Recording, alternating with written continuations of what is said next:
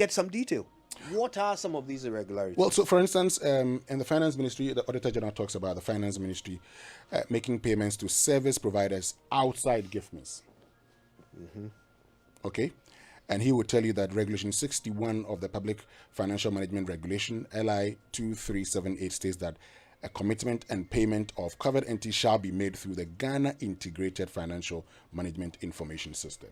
So once you don't adhere to that, he flags it. That's an irregularity.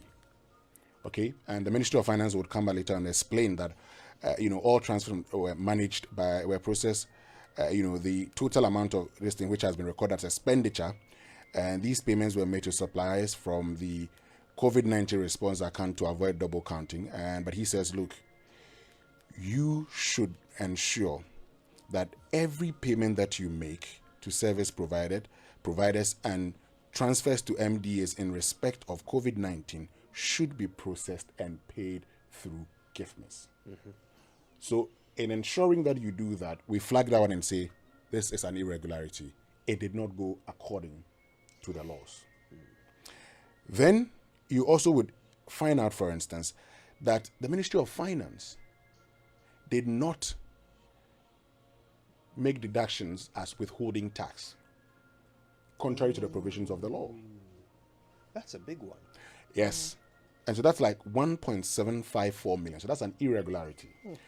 But the thing about withholding tax is that tax payable will be your withholding, tax minus the amount due. Go to tax payable, or tax amount due minus withholding tax will be the tax payable. So if you miss that opportunity at the Ministry of Finance level, you can actually go there and do that. And the Ministry of Finance actually raised that point, that yes, we didn't do this, but that money is still not lost to the state. But the Auditor General says, but you should have done that.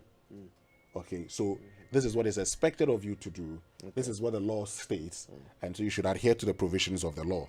And so in not doing that, I flag that and advise that going forward, this is what you should do.